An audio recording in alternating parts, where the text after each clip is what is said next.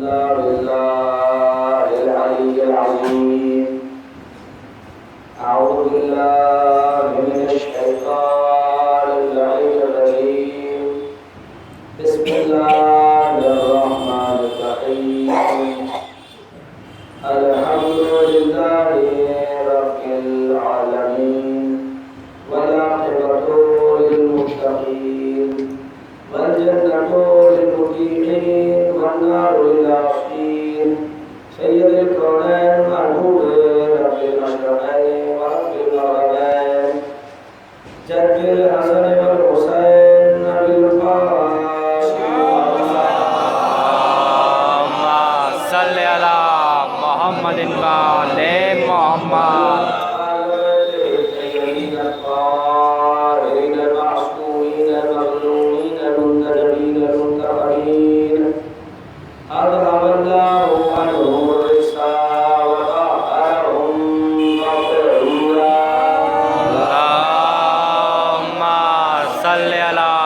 محمد وآل محمد. ولعنة الله على أعدائهم وغاسق عروقهم وملك فضائلهم ومصائبهم أجمعين من الآن إلى قيام يوم الدين. أما بعد فقد قال الله تبارك وتعالى في محكم كتابه الكريم وهو أصدق الصادقين وقال الحق بالحق. بسم الله الرحمن الرحيم. والليل إذا يغشى والنهار إذا تجلى وما خلق الذكر والأنثى إن سعيكم لشتى فأما من آتى واتقى وصدق بالحسنى فسنيسره لليسرى وأما من بخل واستغنى وكذب بالحسنى فسنيسره للعسرى. اللهم صل على محمد وآل محمد.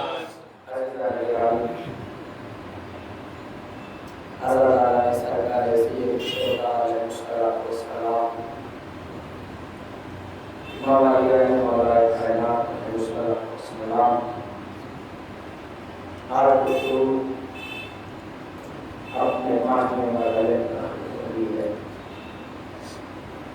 مسلسل سورہ لیل کی ابتدائی آیات کو قرآن کلام کو پیش کیا جا رہا ہے. تو چند معروضات تو چند نکات آپ حضرات کی نمازوں کے حوالے کیے جا چکے ہیں جن میں بتایا گیا ہے کہ خالق کائنات کی نظر میں کتنی چیزیں معتبر ہیں کہ جن کی قسم کھا رہا ہے. کیونکہ انسان قسم اس چیز کی کھاتا ہے کہ جو اس کی نظر میں آخرے کے اعتبار ہو. خدا جعلہ دو قسموں کے ذریعے سے اس سورہ کی ابتدا کر رہا ہے. واللیل اذا یغشی والنہار اذا تجلی. یہ 92 نمبر کا سورہ ہے اور آپ 93 نمبر کے سورہ یعنی سورہ ضحیٰ میں پھر خالق کائنات نے دن کی قسم کھائی رات کی قسم کھائی. ارشاد ہوا بسم اللہ الرحمن الرحیم. والضحیٰ دن کی قسم جب وہ روشن ہو جائے. واللیل اذا سجی رات کی قسم جب تاریکی اسے اپنے لباس پہ ڈھانپ لے. واللیل اذا سجی ماں ودعک. ان قسموں کے ذریعے سے چونکہ سیرت پیغمبر اسلام چل رہی ہے نا اب ان قسموں کے بعد اپنے حبیب کا تذکرہ کرتا ہے. چونکہ جب کسی چیز کی تاکید کرنی ہوتی ہے تو انسان قسم کھاتا ہے. میں نے یہ کیا آپ یقین نہیں کر رہے قسم خدا کی میں نے کیا ہے. یہ ہے کہ انسان قسم کھاتا ہے اپنی بات کی تعریف کرنے کے لیے تصدیق کرنے کے لیے. تو خالق کائنات نے کہا والضحیٰ واللیل اذا سجی ما ودعک ربک وما قلی. اے میرے حبیب تجھے تو ہم نے ایک لمحے کے لیے بھی اکیلا نہیں چھوڑا. اے میرے حبیب ایک لمحے کے لیے بھی تجھے اکیلا نہیں چھوڑا. تو خالق کائنات بتا رہا ہے کہ ہر جگہ پر اپنے نبی کے ساتھ رہا. اب ایمانداری سے بتائیے جس کے ساتھ خالق ہر وقت رہے کیا اس کے دماغ پر اثر ہو سکتا ہے؟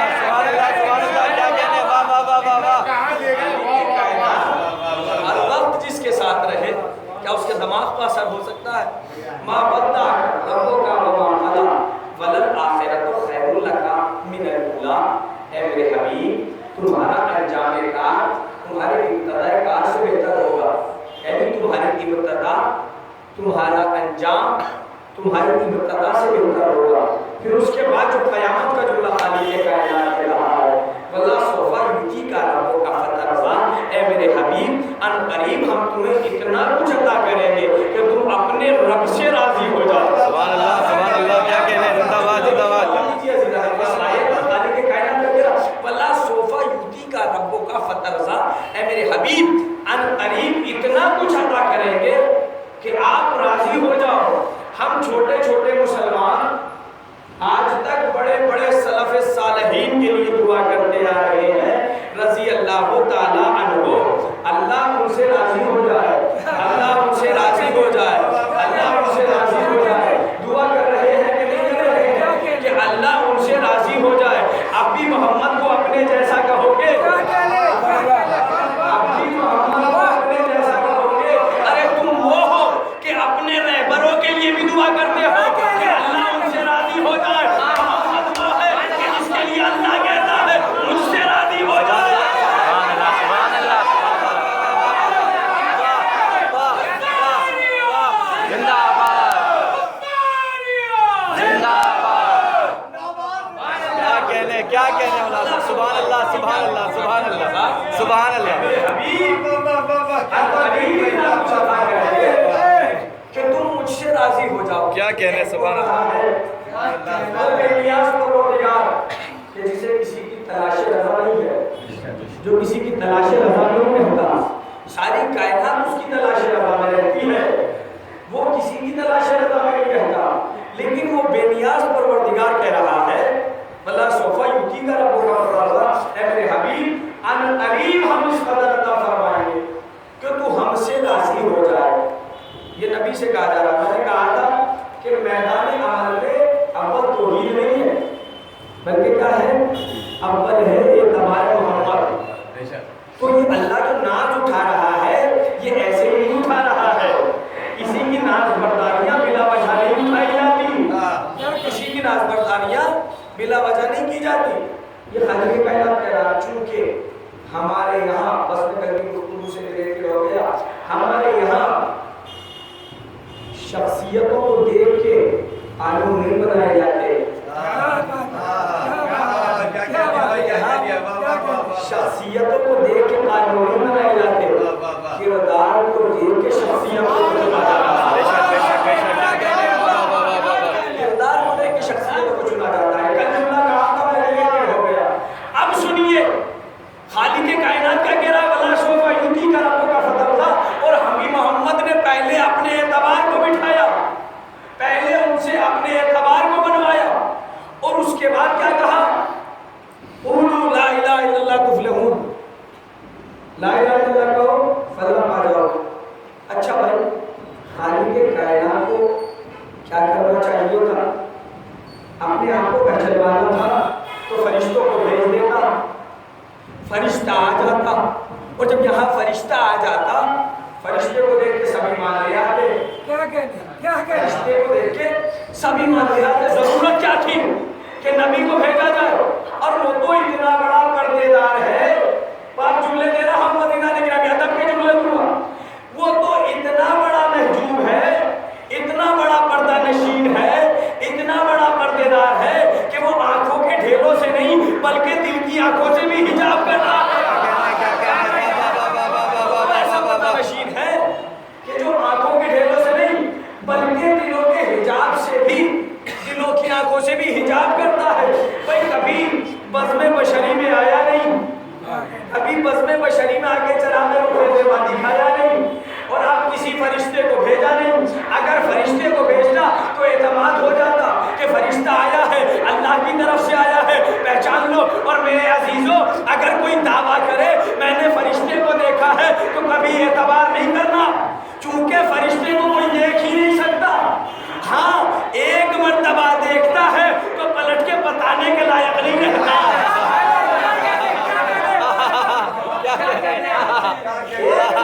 دیکھتا ہے تو پلٹ کے بتانے کے لائق نہیں رہتا. اچھا لیکن اس کی خواہش ہے, کبھی آتا نہیں ہے, دکھائی نہیں دیتا, لیکن اس کی خواہش ہے ہمیں پہچانو, ہمیں مانو, ہماری توحید کا اقرار کرو, ہمارے سجدے کرو, ہمارے لیے نمازیں پڑھو, ہمارے لیے روزے رکھو. اے پروردگار تو آتا بھی نہیں ہے اور پھر چاہتا بھی ہے. کہا کہ اگر میں ڈائریکٹ آ جاتا تو پھر وسیلے کا کیا ہوتا؟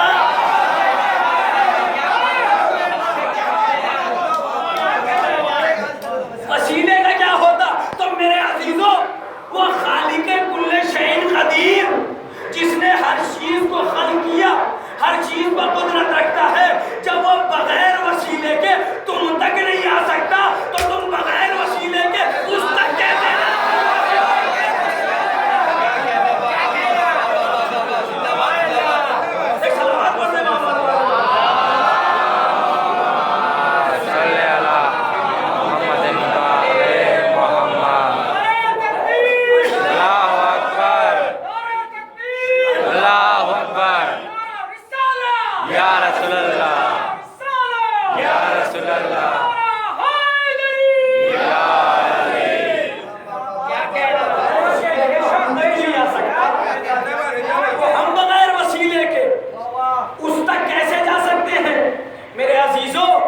ہم پر الزام لگایا جاتا ہے کہ ہم رسول کی فضیلت بیان نہیں کرتے.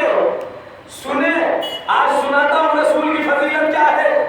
بھائی پروردگار جانتا تھا میری توحید پر اعتراض کیا جائے گا, اس لیے اللہ نے ایک چھوٹے سے سورے میں, یا یہ کہہ دیا جائے کوزے میں سمندر سما دیا اور ارشاد ہوا بسم اللہ الرحمن الرحیم قل هو اللہ احد اللہ الصمد. قل کے ذریعے سے اے نبی کہہ دیجئے کہ اللہ ایک ہے.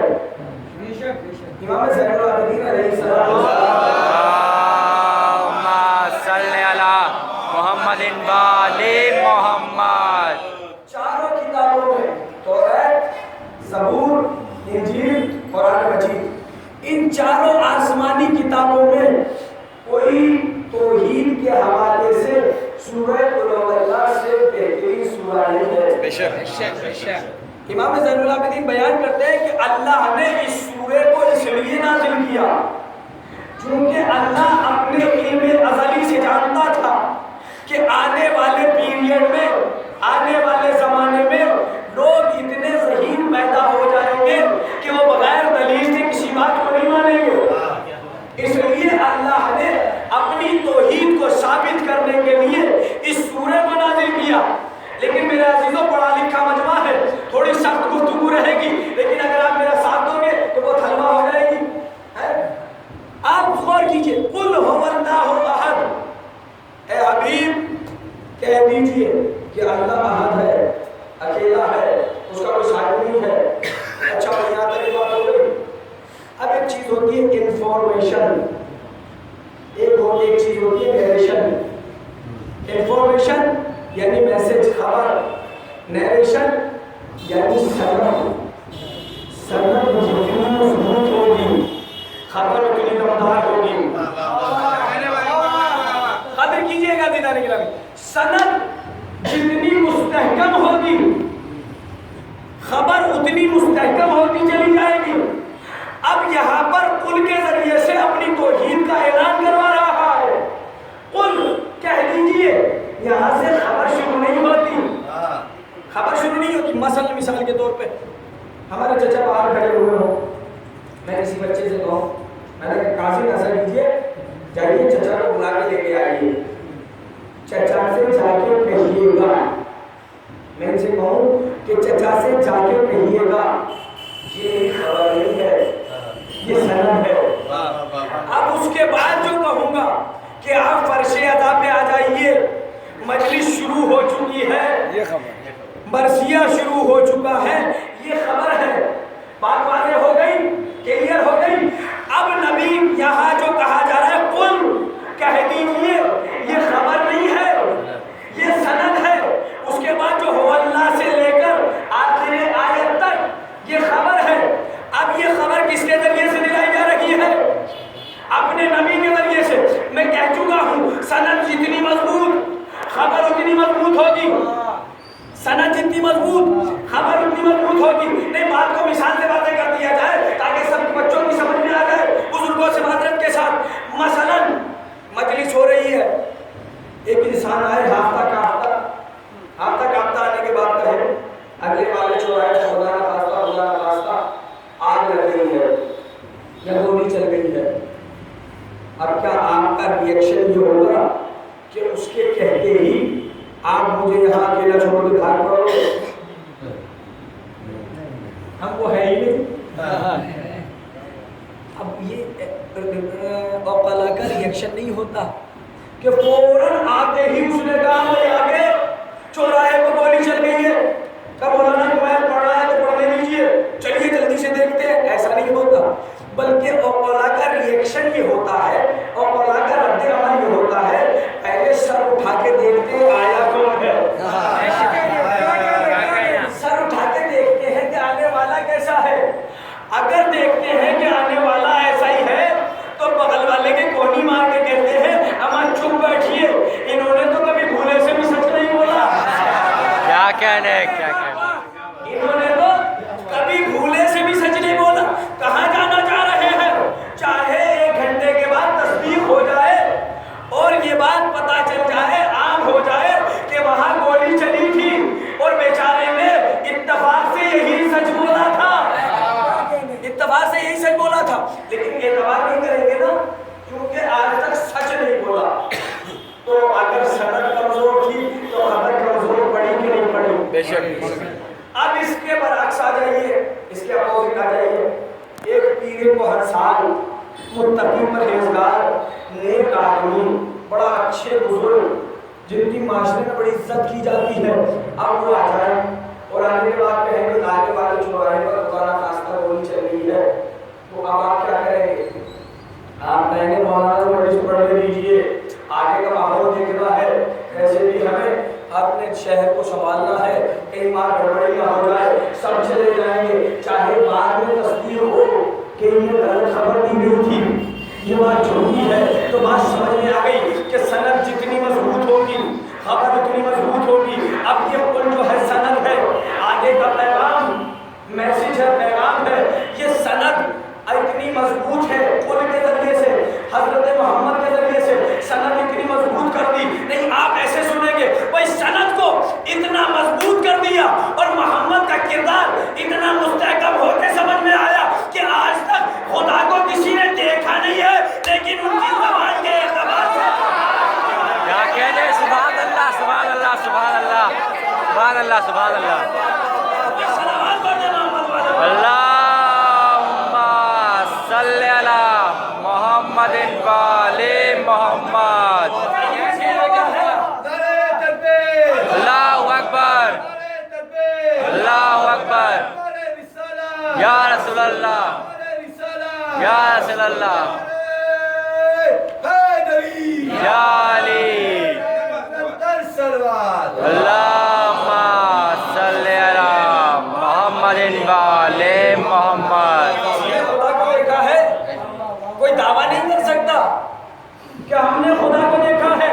اور میرے عزیزوں اب یہ آپ کے سماعتوں کا امتحان ہے جو جملہ کہنے جا رہا ہوں، تھوڑا سخت ہے لیکن دیکھتا ہوں کون کون سمجھتا ہے. بھائی دیکھیے یہ کل کا تاج رکھا ہوا ہے وحدانیت پروردگار پر، یا یہ کہہ دیا جائے کہ عقیدے پیچھے چل رہے ہیں، محمد کا اعتبار آگے چل رہا ہے.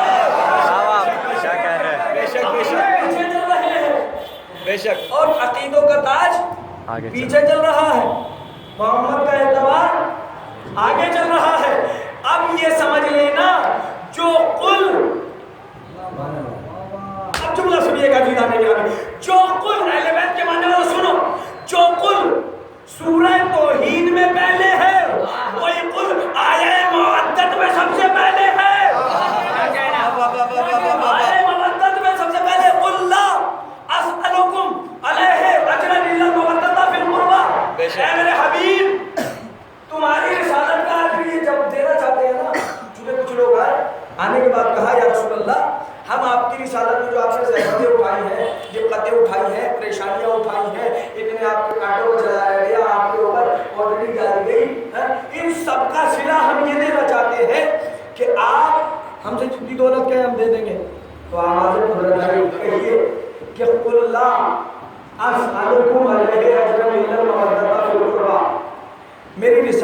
کچھ اجر نہیں ہے، لیکن میرے قرابت داروں سے محبت کرو، میرے قرابت داروں سے محبت کرو۔ تو اب اجر رسالت کیا ہے؟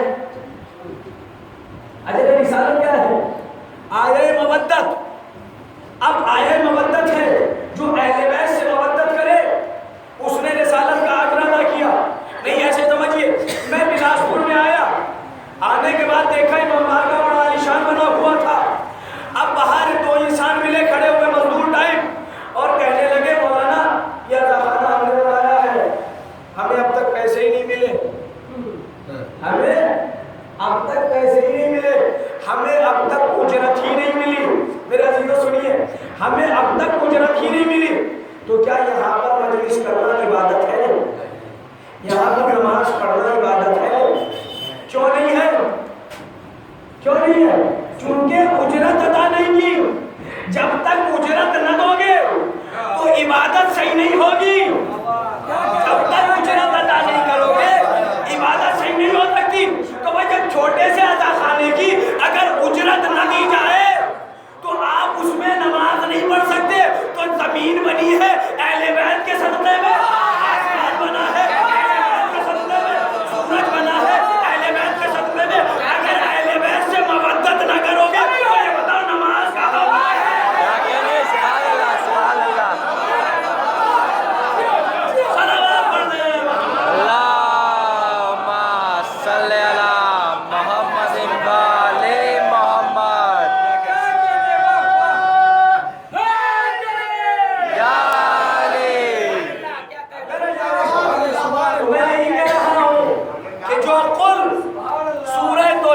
سر پر رکھا ہوا ہے وہی قل آیہ مودت کے سر پر رکھا ہوا ہے۔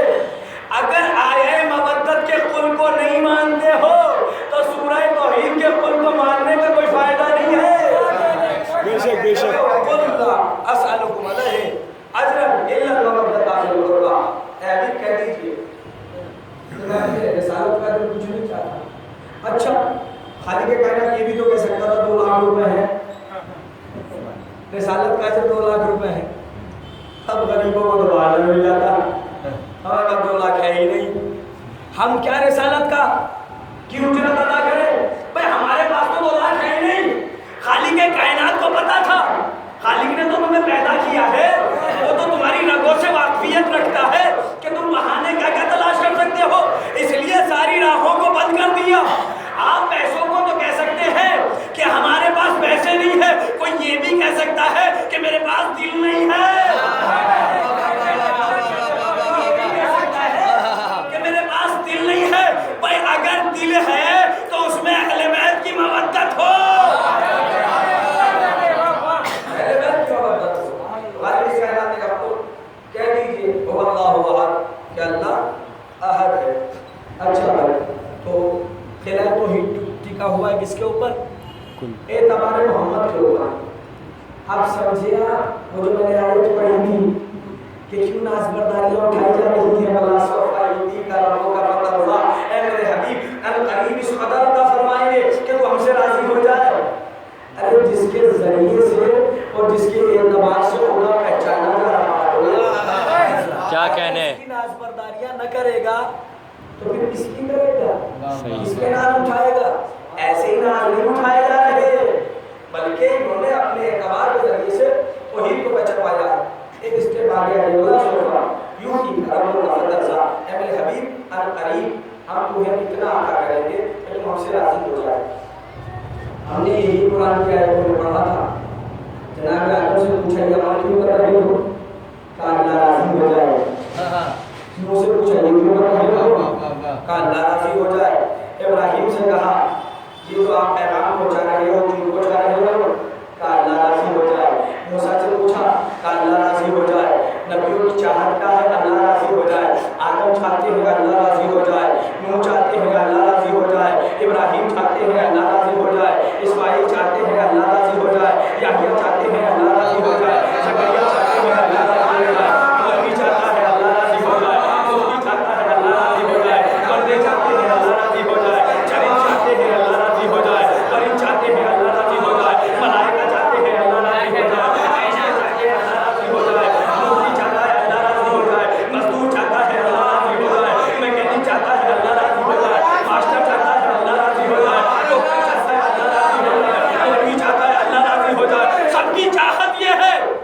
کہ اللہ راضی ہو جائے. سورج چاہتا ہے اللہ راضی ہو جائے, ولی چاہتے ہیں اللہ راضی ہو جائے, مفتی چاہتے ہیں اللہ راضی ہو جائے. تو اس کا مطلب یہ ہے کہ جس کی تلاش رضا میں ساری کائنات رہے اسے اللہ کہا جاتا ہے. جس کی تلاش رضا میں اللہ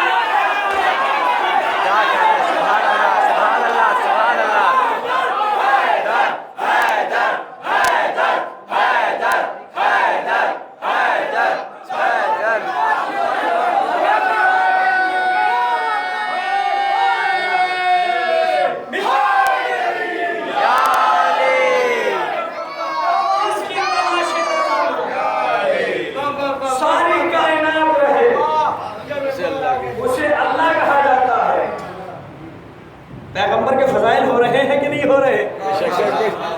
جس کی تلاش رضا میں ایک اسٹیپ اور آگے آ جائیے, ایک قدم اور آگے آ جائیے. چونکہ شہزادی کا تذکرہ نہ ہو باپ کے سامنے یہ ہو ہی نہیں سکتا. بھائی سنیے, جس کی تلاش رضا میں ساری کائنات رہے اسے اللہ کہا جاتا ہے. جس کی تلاش رضا میں اللہ رہے اسے محمد کہا جاتا ہے. محمد کہا جاتا ہے. اور بھائی جس کی تلاش رضا میں محمد ہے کیا کہنے سبحان اللہ سبحان اللہ. صلوات پڑھ دیں. اللہم صلی علی محمد و آل محمد. سبحان اللہ سبحان اللہ. مولا سلامت رکھے. کیا کہنے محمد رہے اسے فاطمہ کہا جاتا ہے. یہ ہے فاطمہ. اچھا بھائی بلا صوفہ کی گارب و غافر اللہ اے میرے حبیب الحبیب اتنا کچھ عطا کریں گے کہ تم ہم سے راضی ہو جاؤ. اے پروردگار دے گا کیا بتا دو دے. میں نے پروردگار مجھے بتا دے, میں تو تیرے خاص بندوں کا ذاکر ہوں, مجھے بتا دے گا کہ حبیب و محبوب کے درمیان کی گفتگو ہے.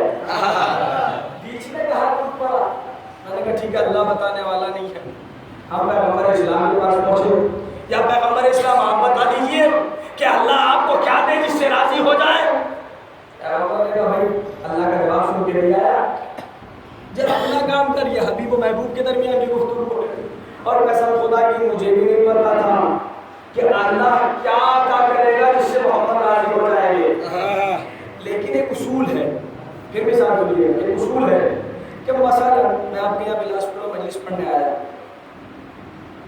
اتنی اچھی مجلس تو نہیں پڑھتا, لیکن اگر کسی کو اچھی لگنے کی بات ہوتی ہے, کسی کو اچھی لگ جائے اور وہ مجھے گفٹ دے, اور آپ کو بہت اچھی مجلس پڑھی کی گفٹ دے دی, اور گفٹ ہو بڑا معمولی لیکن گفٹ کی قیمت ہوتی ہے.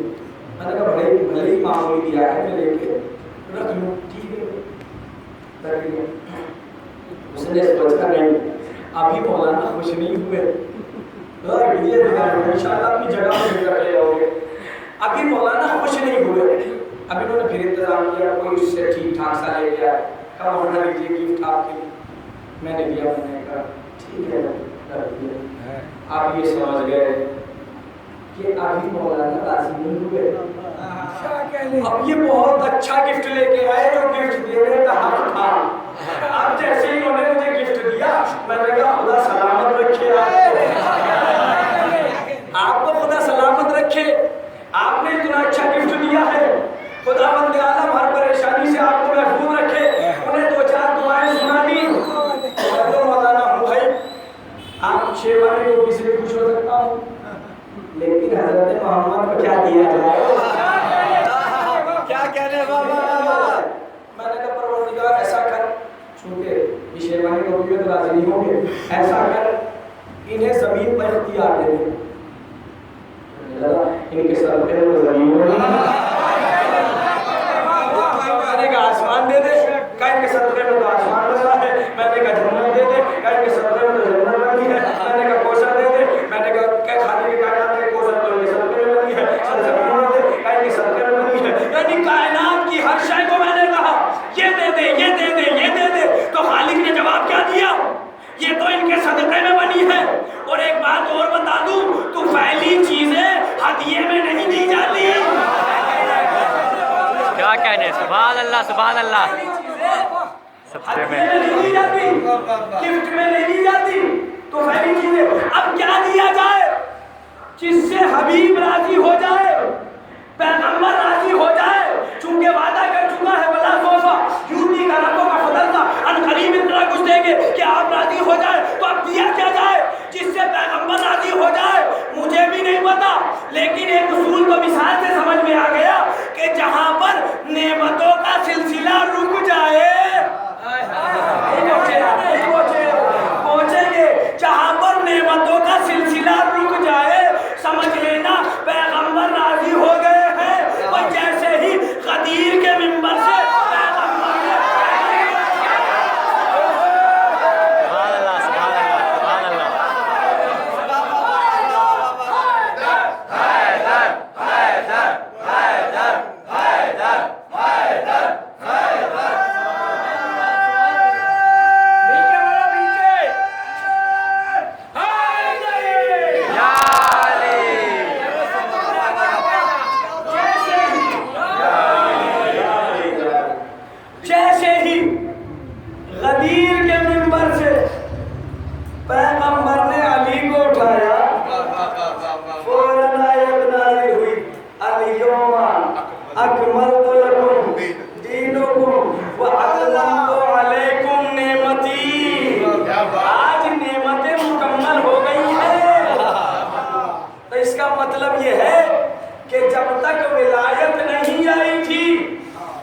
جب تک ولایت کا اعلان نہیں ہوا تھا تو نماز کا تو ہو چکا تھا، روزے کا تو ہو چکا تھا، حج کا تو ہو چکا تھا، خمس کے احکام تو بتائے جا چکے تھے، زکوٰۃ کے احکام تو بتائے جا چکے تھے، امر بالمعروف تو بتا دیا گیا تھا، نہی عن المنکر تو بتا دیا گیا تھا، تولّیٰ کے بارے میں تو پتہ چل چکا تھا، تبرّع کے بارے میں تو پتہ چل چکا تھا، لیکن خالق نے کہا ساری چیزیں پیش کی جا چکی ہے لیکن دین مکمل نہیں ہوا، ولایت علی کا اعلان ہوا، دین مکمل ہوا، تو بھائی میں یہی تو کہنا چاہ رہا ہوں کہ جب خالق کا دین بغیر ولایت علی میں مکمل ہے، کیا کہنے سبحان اللہ، ہمارا ایمان بغیر علی کی ولایت کیسے سبحان اللہ سبحان اللہ، واہ کیا کہنے ماشاء اللہ، علی علی اللہ کی جمعیت، علی علی تبلیغ نبوت، علی علی حیدر کی قوت، علی علی زہرا کی عزت، علی علی جبر کی شرافت، علی علی شبیر کی جرت، علی علی سجاد کی غیرت، علی علی باقر کی عبادت، علی علی جعفر کی صداقت، علی علی قاسم کی ضمانت، علی علی رضا کی نزاکت، علی علی مکی کی تقاوت، علی علی مکی کی نقاوت، علی علی بکری کی ہدایت، علی علی مہدی کی حجت، علی علی نعرہ سلوات، اللہم صلی علی محمد و آل محمد، آواز زندہ باد، اس سے آپ کے ایمان کو مکمل کر دیا، نعروں سے آپ کے ایمان کو مکمل کر دیا، چونکہ ان کے ایمان سے ولایت علی جڑی ہوئی ہے،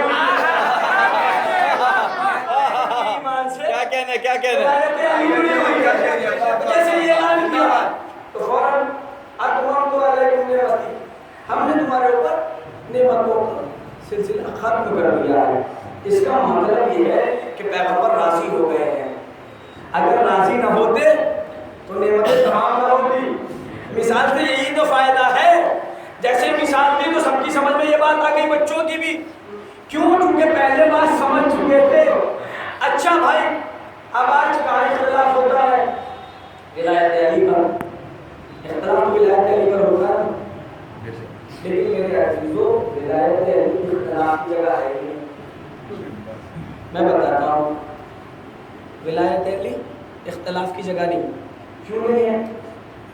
چونکہ آج یہاں پر ہمارے اہل سنت بھائی رہتے ہیں، اہل تشیع رہتے ہیں، سب رہتے ہیں، اہل سنت کہتے کسے ہیں؟ اہل سنت کسے کہتے ہیں؟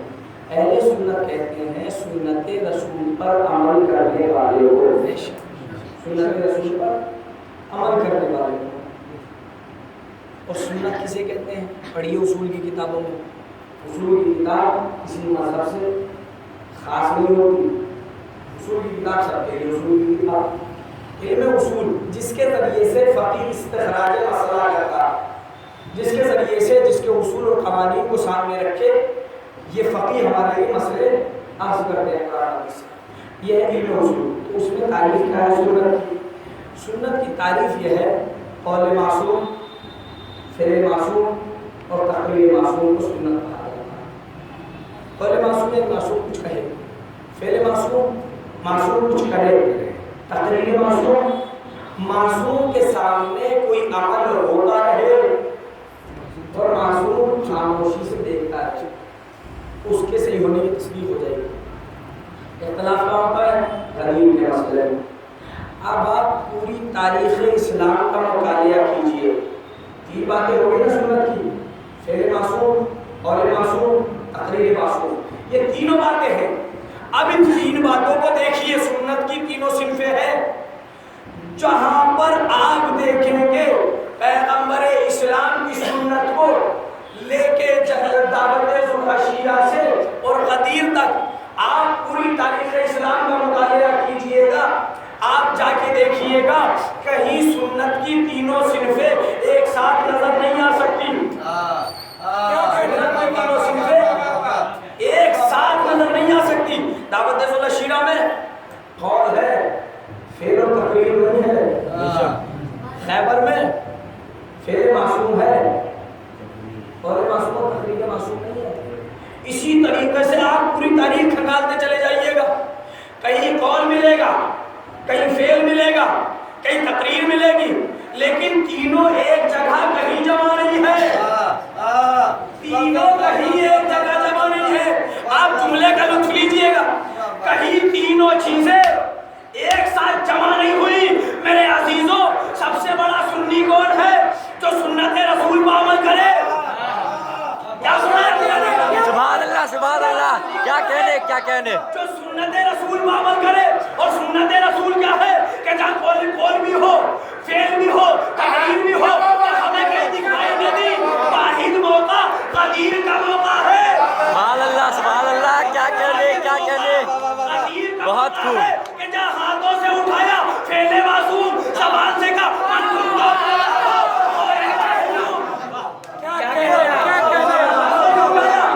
فعل معصوم، زبان سے کہا من کنت مولا ہو، قول معصوم۔ اور جب مولا بنا چکے، سرخ خیمے میں بٹھا چکے، سب سے کہا مبارکباد پیش کرو، سب مبارکباد پیش کرو، ابھی دیکھ رہے ہیں کیا کہنے سبحان اللہ۔ اللہم صلی علی محمد و آل محمد۔ بہت سب سے بڑا سنی کون ہے؟ جو قدیم کو مانے، چونکہ سنت کی تینوں صنفیں وہاں پہ ہے۔ اب سمجھیے آپ، اچھا بھائی، یہ قدیم ابھی گزری ہے، ہم لوگوں نے منائی، بڑے ٹھانڈ پاٹ کے ساتھ ہم نے قدیم منائی، سنا مانا بنانے کا حال ہے، عید اکبر ہے، اللہ و رسول کی عید ہے، اور اس وقت اتنی فضیلت عید غدیر کی ہے کہ اگر کوئی ایک درہم خرچ کرے کسی طور پر، کسی مومن بھائی کو، تو گویا اس نے 1000 درہم انبیاء و مرسلین پر خرچ کیے ہیں۔ اتنا زیادہ ثواب ہے، چونکہ اس دن سارے بڑے کام اس دن ہوئے ہیں، سارے بڑے کام، اب ایک کہانی کو، سارے بڑے کام، سارے معتبر کام اور خالق کی طرف سے امپورٹنٹ اور بہترین کام سارے اسی دن ہوئے ہیں، سارے خاص خاص کام۔ اچھا بھائی، اب عید غدیر، عید الفطر،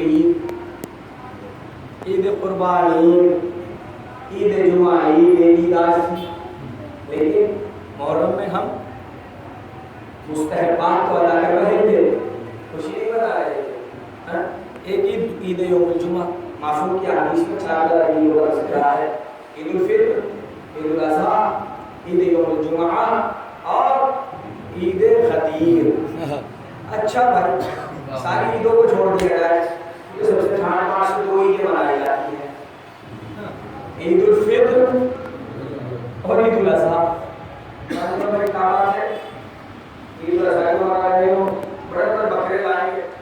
ایک صاحب سے میرے پاس پڑا ہے مسئلہ معلوم کرنے کے لیے مراد آباد سے کہنے لگے مولانا صاحب 5 لاکھ کی بھینس لینے کے لیے جانا ہے 5 لاکھ. میں نے کہا 5,000 کے بکرے بھی ہو سکتا ہے کیا کہنے جھوٹے کو عمر ہے. میں نے کہا 5,000 کے بکرے بھی ہو سکتا ہے. تو مسئلہ کہتے ہیں کہ وہ ذرا اسٹیٹس کی بات ہوتی ہے. میں نے کہا اسلام جو خراب ہو رہا ہے یہ اسٹیٹس دکھانے کے چکر میں ہو رہا ہے. 5 لاکھ کے لیے وہ 5 لاکھ جو آپ اس میں خرچ کر رہے ہیں تو اس کے ساتھ 5,000 کا بکرا دیجیے کیا اس میں ثواب نہیں ملے گا آپ کو؟ پوری دولت لٹا لیجیے اگر ریاکاری کر رہے ہیں کوئی ثواب نہیں. دکھانے کے لیے 5 لاکھ کی بھینس اور 5 لاکھ کا بکرا دوا کر رہے ہیں تو میں دعوے کے ساتھ کہتا ہوں کوئی ثواب نہیں ملے گا. آپ پوری بکرا دوا نہیں کر سکتے, پورا بکرا دوا اس میں حصہ لے لیجیے تو آپ کو اس سے زیادہ ثواب ملے گا, اس سے زیادہ اچھا ہے. تو بکرا کیوں بناتے ہیں؟ اس لیے بناتے ہیں کیونکہ نبی خدا کا بیٹا بچ گیا تھا, اس خوشی میں نہیں بناتے. اچھا بھائی چلیے اس کی تو ہمیں مناسبت مل گئی. اب یہ بتائیے عید الفطر کیوں مناتے ہیں؟ اب دیکھیے گا انشاءاللہ غور کیجیے گا عید الفطر کیوں مناتے ہیں. تو جواب ملا مولانا صاحب آپ کو نہیں پتا. میں نے کہا اگر پتا ہوتا تو سوال ہی کیوں کرتا. کہنے لگے اچھا تو آپ کو نہیں پتا تو ہم بتا دیتے ہیں. کہا اس دن چونکہ 30 یا 29 روزے تمام ہو گئے ہیں, 30 یا 29 روزے تمام ہو گئے ہیں اس لیے ہم عید الفطر مناتے ہیں. میں نے کہا وہ کوئی فضیلت کہنے لگے اس سے بڑی فضیلت کیا ہوگی. اللہ نے دیکھا میرے بندے نے 30 دن تک روزے رکھے ہیں, بھوکا پیاسا رہا ہے اس لیے عید منا رہا ہے, اس لیے ایک دن دے دیتا ہوں تاکہ یہ عید منائے. میں نے کہا کوئی اور فضیلت تو نہیں ہے؟ کبھی بعد میں کہے کہا نہیں کوئی فضیلت نہیں ہے اس لیے کہ 30 روزے تمام ہو گئے اس لیے عید الفطر مناتے ہیں. میں نے کہا یہی تعجب ہے کہ جب روزے تمام ہو جائیں تو عید مناتے ہو, اس دن دین تمام.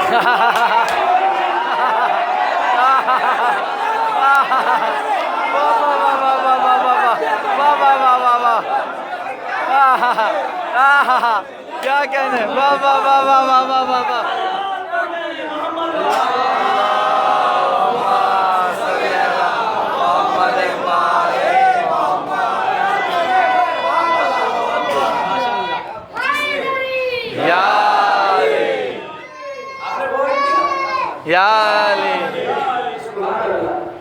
جس دن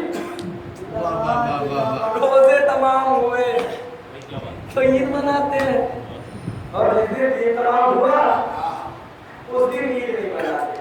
اچھا بھائی تو پیغمبر کب راضی ہوئے کہ جب ولایت علی کا اعلان ہو چکا. اب ولایت علی کا اعلان کیسے ہوا؟ بس ایک دو باتیں یہاں سے ریلیٹ کر کے میں آگے بڑھ جاتا ہوں. چونکہ پیغمبر اسلام کو وہی بدلے ہوئے تیور لے آئی. اگر یہ پیغام پہنچ جائے میں اس بات کی تفصیل دے چکا ہوں کچھ, لیکن جو رہ گئی تھی چونکہ میری آخری منزلوں میں مجلس سے جا رہی ہیں تو جو بیچ میں رہ گیا اسے بھی مکمل کرتا چلو, کہیں آپ یہ نہ کہتے آدھی آدھی چیزیں سنا کے گئے ہیں. تو آپ دیکھیے کہا کہ اگر یہ پیغام پہنچایا گویا کہا سارا چیزیں جان نہ دیا.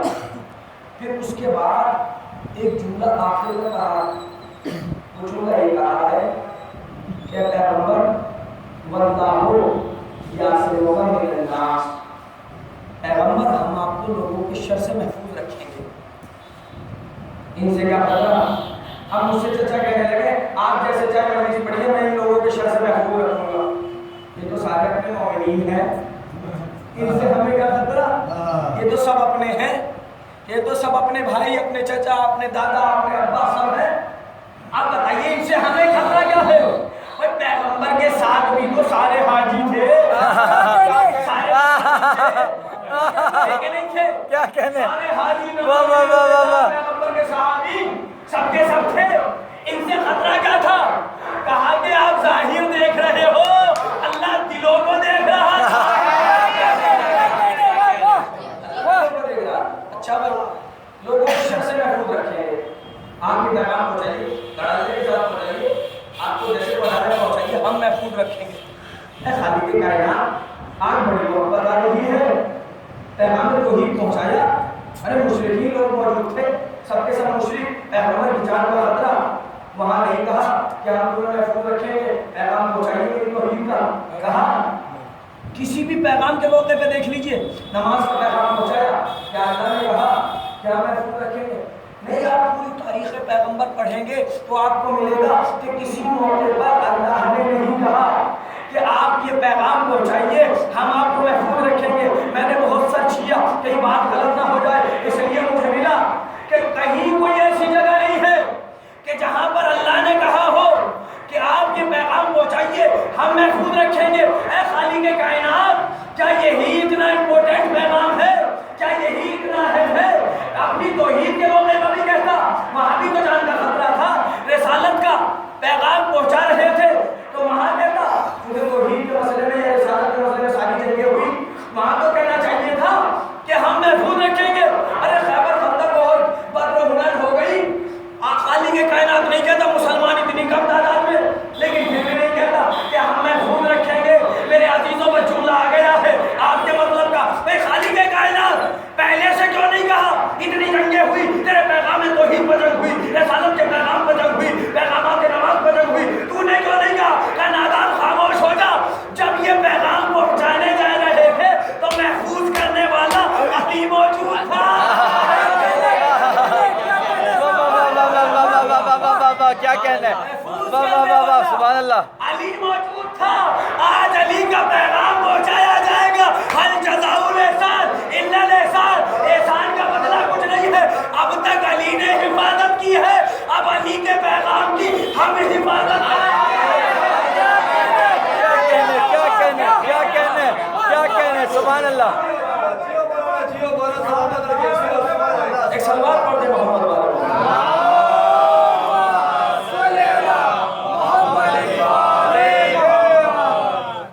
اب اس پیغام کی ہم حفاظت کریں گے۔ پیغمبر صلی اللہ علیہ وسلم جو آگے چلے گئے، جو پیچھے بلا ہے، جو پیچھے رہ گئے تو انتظار کیا۔ اے پیغمبر اسلام خود ہی آگے چلے جاتے، پیچھے والے آ جاتے لے جاتے۔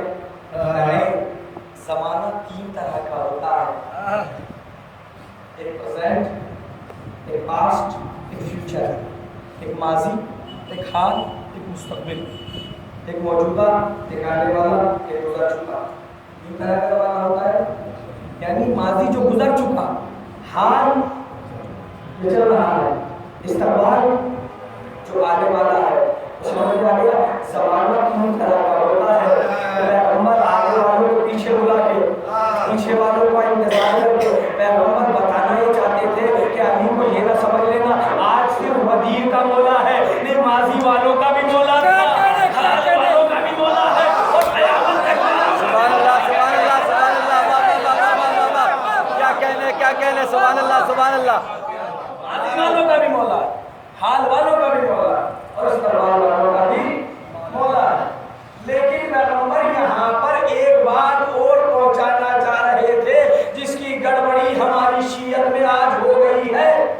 پیغمبر آگے والوں کو پیچھے بلا کے، پیچھے والوں کو کا انتظار کر کے یہ بتا دینا چاہ رہے تھے کہ اے شیعو، خصوصاً تمہارے لیے یہ میں اہتمام کر رہا ہوں، خصوصاً تمہارے لیے یہ انتظام کر رہا ہوں کہ دیکھو یہ وادی ولایت ہے، اس میں آگے جانا بھی صحیح نہیں ہے، پیچھے رہ جانا بھی صحیح نہیں ہے۔ کیا کہنے؟ واہ واہ واہ واہ، بہت بڑی بات کہہ دی بھائی، سبحان اللہ، سبحان اللہ۔ اس لیے مولا کائنات میں جو بلاغہ میں فرماتے ہیں کہ ہلاکا فیا رجلان، میرے بارے میں دو لوگ ہلاک ہو گئے، ایک وہ کہ جس نے مجھے حد سے بڑھا دیا، ایک وہ کہ جس نے مجھے حد سے گرا دیا۔ آیا ایک شخص مولا نے فرمایا، ایک شخص آیا نے کہا مولا کچھ چاپلوس ٹائپ ہوتے ہیں نا کہ جو منہ پہ آ کے کہتے ہیں یہ ہے پیچھے جا کے کاٹ کرتے ہیں، لیکن کچھ ہوتا ہے زبان کچھ ہوتا ہے، منافق کسی کو کہا جاتا ہے۔ تو آنے کہا مولا آپ یوں ہے یوں ہے یوں ہے یوں ہے، تو مولا نے کہا جو تو کہہ رہا ہے وہ میں نہیں ہوں، لیکن جو تیرے دل میں ہے اس سے بہت بڑا ہے۔ سبحان اللہ، سبحان اللہ۔ آگے والوں کا واپس بلایا، پیچھے والوں کا انتظار کیا، اور اب پیغام ولایت امیر المومنین پہنچایا اپنے ہاتھوں کو بلند کر کے۔ اور الغدیر کتاب ہے علامہ امین کی، 10 جلدوں میں کتاب ہے، آپ اس کتاب کو اردو میں بھی اس کا ٹرانسلیٹ ہو چکا ہے، آپ اس کو جہاں اگر کہیں سے مل جائے تو ضرور خریدیے۔ چونکہ غدیر پر 10 جلدیں انہوں نے لکھی ہیں اور کوئی روایت شیعوں کی کتاب سے نہیں ہے. کوئی روایت شیعوں کی کتاب سے علامہ امین ایرانی اور لوگوں میں سے ہے اور انہوں نے کتاب غدیر لکھی ہے. اس کا ترجمہ بھی ہو چکا ہے. آپ اگر کہیں سے ملے تو ضرور لیجیے گا چونکہ اس میں کتنی روایتیں درج ہیں اور کتنی طرح جتنی موٹی جلدیں ہیں لیکن ان میں کوئی بھی روایت اہل تشیع کی نہیں ہے. سب اہل تسنن سے لی گئی ہیں. بڑے بڑے علماء ان کی روایتیں ہیں. تو میرے عزیزوں علی کو اس قدر بلند کیا وہ بیان کرتے ہیں اللہ عالمین کہ اس قدر بلند کیا کہ پیغمبر پیچھے چھپ گئے. علی پیغمبر کے سامنے دیکھیے ایک بات کہتا چلو چاند بھی 3 طرح کا نکلتا ہے. 3 طرح کا چاند نکلتا ہے. ایک وہ ہوتا ہے کہ جو کچھ دیر کے لیے رہتا ہے.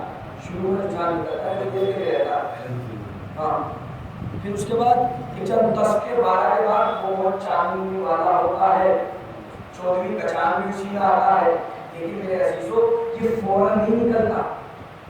یہ فوراً نہیں نکلتا. پڑھے لکھے ذات تشریف فرما سائنس کے طلبہ بھی ہو گیا تو آپ دیکھیں گے کہ یہ فوراً چاند نہیں نکلتا بلکہ کچھ دیر کے بعد سورج ڈوب جاتا ہے اس کے کچھ دیر بعد نکلتا ہے.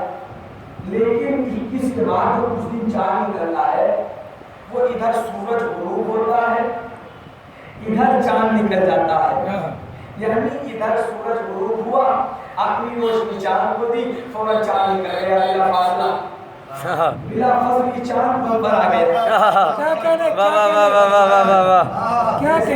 سبحان اللہ سبحان اللہ. فوراً چاند نکلا اس نے اپنی جانشینی میں اسے روشنی دی. کیا کہنے سبحان اللہ سبحان اللہ سبحان اللہ. کوئی فاصلہ نہیں تھا. یہ چاند اور سورج کا مسئلہ تھا.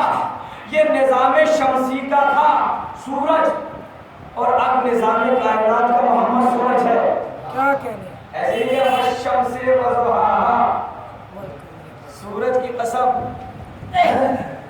والقمر اذا تلاها چاند کی قسم جب وہ اس کے پیچھے چلا تو آخر اس کی مفسرین نے تفسیر معلوم کی گئی تو انہوں نے بتایا سورج سے مراد محمد ہے چاند سے مراد علی ہے چاند سے مراد علی ہے.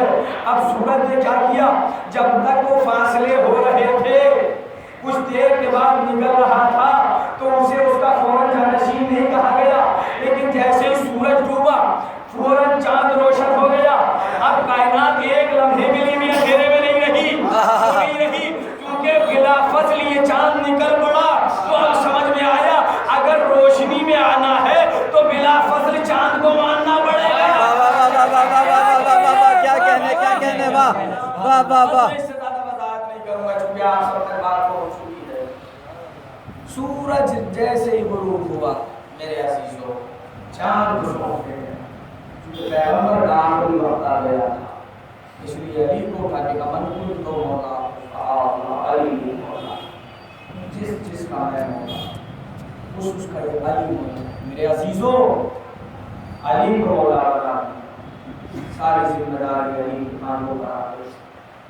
لیکن اس علی کو جس نے مولا ماننا چاہیے لوگوں نے تسلیم نہیں کی.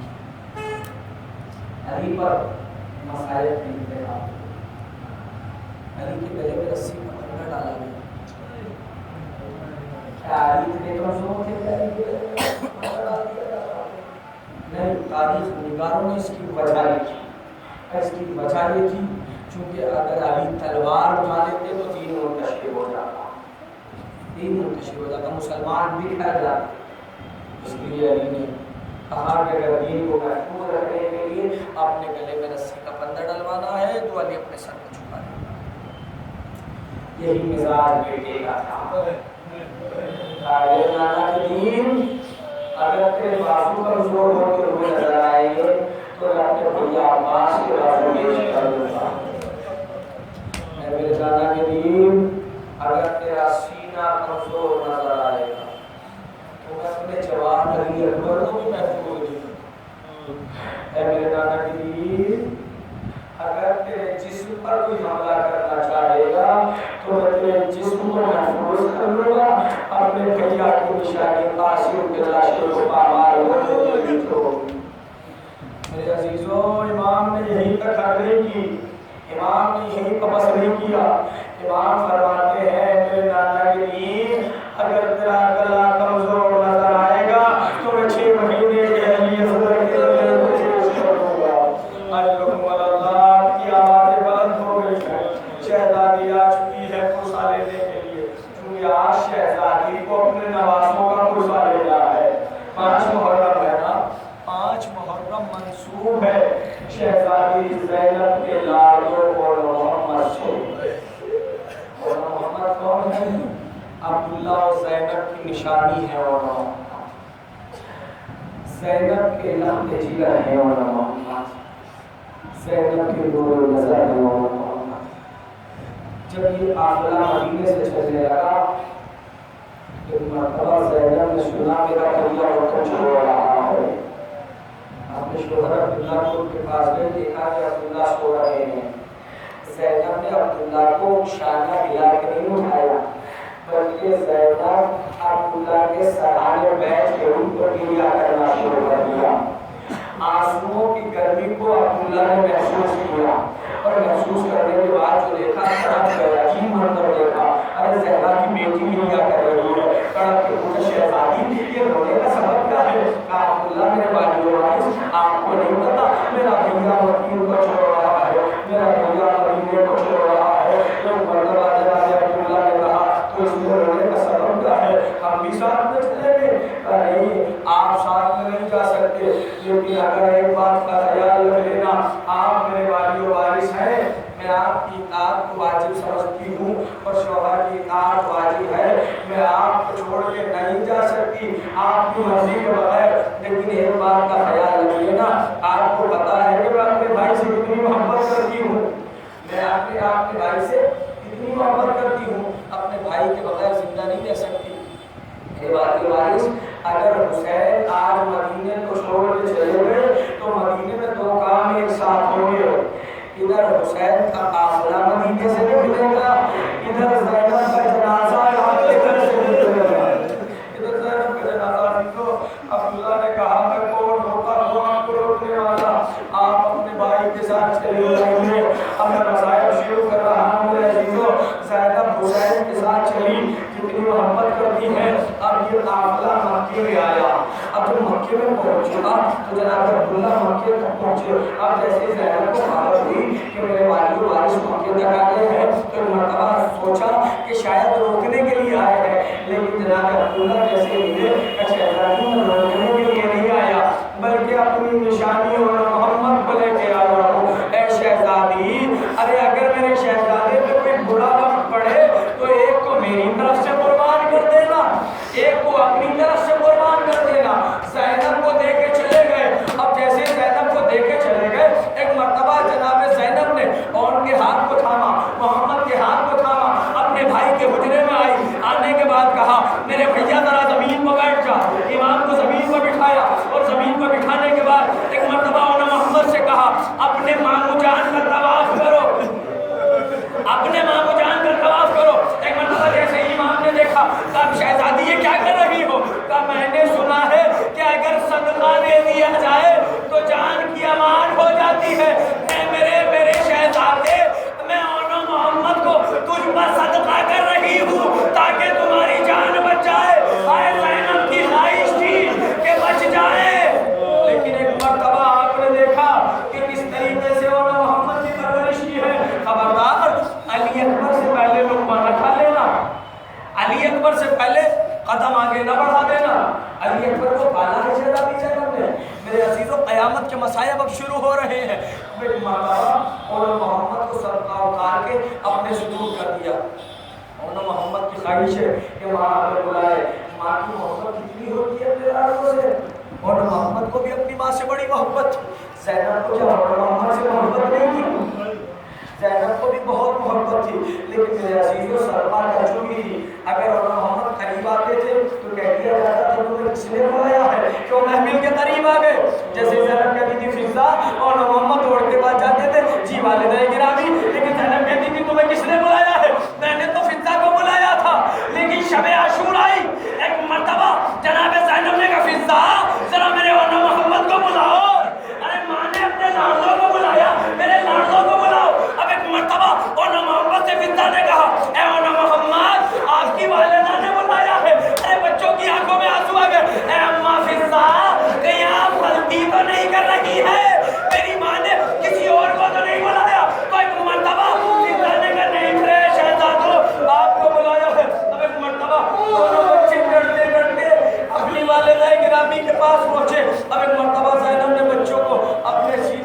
फरमाया, एक दाएं जानब का सर रखा, दूसरे का बाएं जानब का सर रखा, समझाने लगी, ऐ मेरे लाडो, कल शहादत की तारीख है, सब एक दूसरे से पहले अपने आप को इमाम का कुर्बान ढूंढने की कोशिश करेंगे।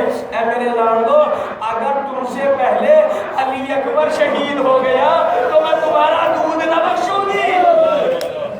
अगर तुमसे पहले तसव्वुर कीजिएगा, अपनी औलाद को सामने रख के सोचिएगा, तो इंशाअल्लाह बहुत क्रिया करेंगे। अपनी औलाद से कितनी मोहब्बत होती है, लेकिन ज़ैनब अपने भाई को कुर्बान कर रही है। अरे कहीं ऐसा ना हो कि ज़हरा का लाल कुर्बान हो जाए और तुम बचे रह जाओ, अरे मैं दूध न बख्शूंगी, ज़हरा को क्या मुंह दिखाऊंगी।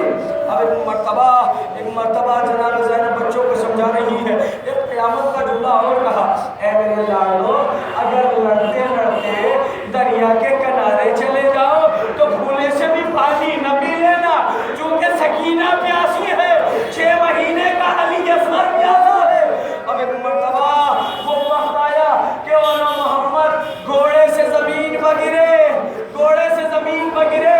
अब एक मर्तबा इमाम दौड़े, अब्बास दौड़े, अली अकबर दौड़े, क़यामत के जुमले हैं अजीजों। एक मर्तबा ये दौड़े हैं और जैसे ही बड़े वाले को अब्बास ने उठाया, छोटे वाले को इमाम हुसैन ने उठाया, जैसे बड़े वाले को अब्बास ने उठाया तो एक मर्तबा मोहम्मद ने कहा, उन्होंने कहा, ऐ मामू जान, अम्मा को बता देना हम लड़ते लड़ते दरिया के किनारे तक पहुंच गए थे, दरिया को कब्जा लिया था, लेकिन मेरे मामू जान अम्मा को बता देना हमने पानी नहीं पिया, हमें अली असगर की प्यास याद रही, हमें सकीना की प्यास याद रही। अजीजों हक के गिरिया अदा हो चुका, बस एक जुमला और सुनते जाइए, ये ज़ैनब का जिगर था। लाशें आए, ज़ैनब ने गिरिया नहीं किया, लाशों के दरमियान से असीरों को पकड़ा गया, ज़ैनब ने गिरिया नहीं किया। अरे कूफा और शाम के रास्तों में अपने लाड़ों के सरों को नेज़े पर देखती रही, ज़ैनब ने गिरिया नहीं किया। अगर मर्तबा शाम में सराह शोदा वापस होने लगे, ज़ैनब ने गिरिया नहीं किया। अरे हुसैन का सराया, कोई ज़ैनब आगे बढ़ी, ज़ैनब ने आगे गिरिया करना शुरू किया। अली अकबर का सराया, उम्मे लैला आगे बढ़ी, गिरिया करना शुरू किया। कासिम का सराया, उम्मे फरवा आगे बढ़ी और एक मर्तबा कासिम के सर को लिया, गिरिया करना शुरू किया। अब शाम की औरतों ने देखा 2 प्यारे से सर हैं, 2 अच्छे से खूबसूरत से सर है, जिन पर कोई गिरिया करने वाला नहीं है। एक मर्तबा शाम की औरतें कहती हैं, ये खुदा करे कि कोई माँ ये जुमले न सुने जो ज़ैनब ने सुने। एक मर्तबा शाम की औरतों ने कहा, अरे क्या इनकी माँ मर गई है, कोई गिरिया करने वाला नहीं है। अब एक मर्तबा ज़ैनब ने शाबाश सुना, तड़प के कहती है, ऐ शाम की औरतों, ऐसा न कहो, इनकी दुखियारी माँ ज़ैनब जिंदा है, मगर ये बताओ कि अपने भैया पर गिरिया करे या अपने लाड़ों पर गिरिया करे। अजरुकुम अल्लाह, आपकी आवाज़ें बुलंद है। अब एक मर्तबा आपके गिरिया अदा हो रहा है। एक मर्तबा ज़ैनब नहीं रोई, शाम तक से वापस लुट के काफिला मदीने आ गया, सारे रास्ते ज़ैनब ने और मोहम्मद पर गिरिया नहीं किया। अब भी रोती है तो हुसैन में रोती है, लेकिन एक दिन अब्दुल्ला आए, अनवर सैयद सज्जाद से कहा, ऐ मौला सैयद सज्जाद, कोई ज़बरदस्ती नहीं है, अरे शहजादी से कम ये तो कह दिया जाए कि अपने घर में आके देख ले घर कैसा है, आके चली जाए, कम से कम घर तो आ जाए। अरे सैयद सज्जाद ने फूफा आए थे, कह रहे थे कि शहजादी कम से कम घर तो आ जाए, जब से आई है घर नहीं आई। अब एक मर्तबा जनाब ज़ैनब ने चादर को संभाला, फिज़ा को साथ लिया। अब एक मर्तबा जो ज़ैनब अब तक न रोई थी, जैसे ही सहने खाना में कदम रखा, अरे छोटे छोटे हुजरों पर नजर पड़ी, अरे छोटे छोटे बिस्तरों को देखा, छोटे छोटे तकियों को देखा, अरे ज़ैनब ज़मीन पर बैठ गई। एक मर्तबा अब तक जो ज़ैनब न रोई थी, अरे करबला का रुख किया, एक मर्तबा सीने पर हाथ मारा, ऐ मेरे लाल मोहम्मद, अपनी माँ को माफ कर